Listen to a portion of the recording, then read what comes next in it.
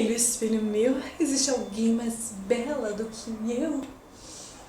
Ai. Gravando? Já tá gravando? Meu Deus.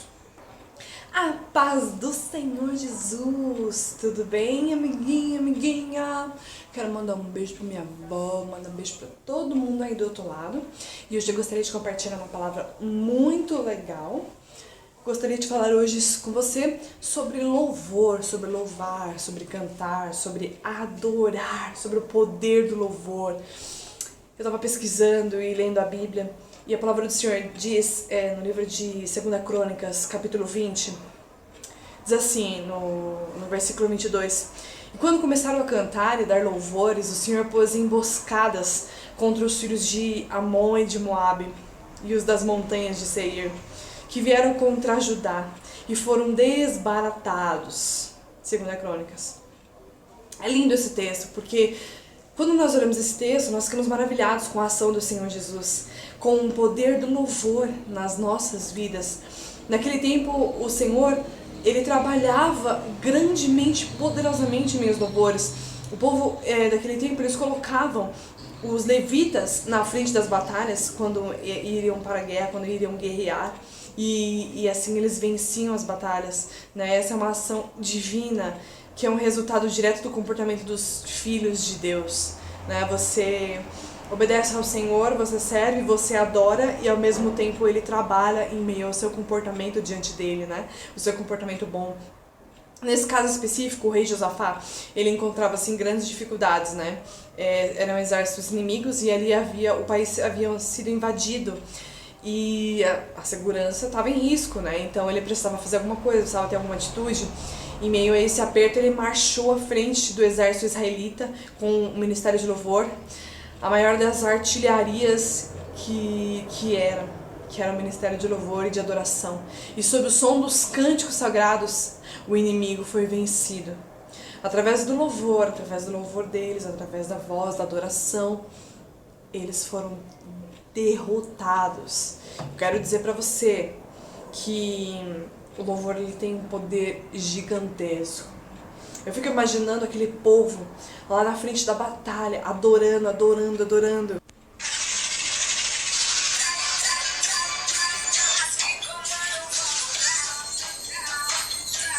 Vai, Jesus!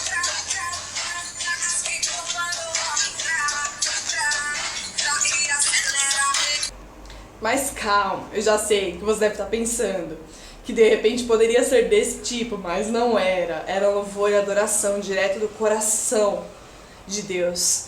A palavra de Deus diz que Ele busca verdadeiros adoradores que o adoram em espírito e em verdade. E o louvor ele possui poderes espirituais inimagináveis, que a gente não pode imaginar. Porque eles são entoados com fé, com o coração, com a alma diante de Deus, né? E Deus opera, Deus ouve, Deus age, né? Os problemas eles passam a ser resolvidos e no primeiro plano divino do altar de Deus, o Senhor ele ouve, opera e ele responde, né? E é nesses momentos que eu creio que nós devemos aprender assim, dessa forma, porque o Senhor ele opera dentro dos louvores. Então, quando nós estamos em dificuldade, com problemas, com tristeza, com angústia, seja qual for o problema que você está enfrentando, quando você estiver passando por isso, eu venho te falar hoje, adore, adore, cante, clame, sabe? Começa a louvar, coloca um louvor, vai, adora, se entrega. A palavra do Senhor diz que nós temos que se regozijar na palavra do Senhor, né? Então isso impede que a gente murmure, então a gente louva e adora, ao invés de murmurar. Porque a maioria das vezes a gente meio que usa uma masmorra, né?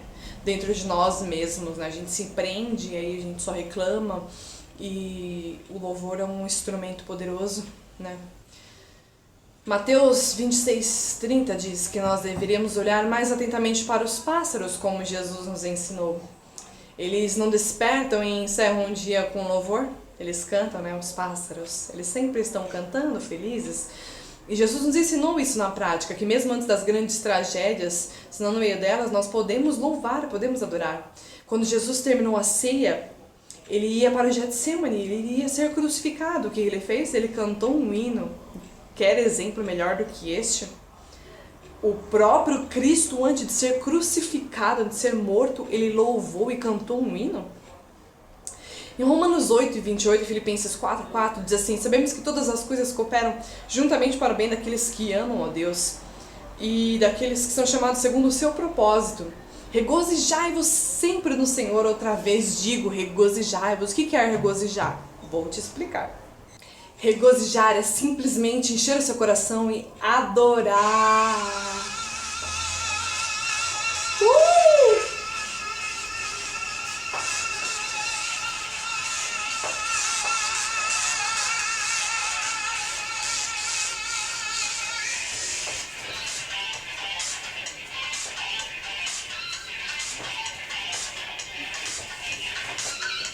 E aí, deu para entender?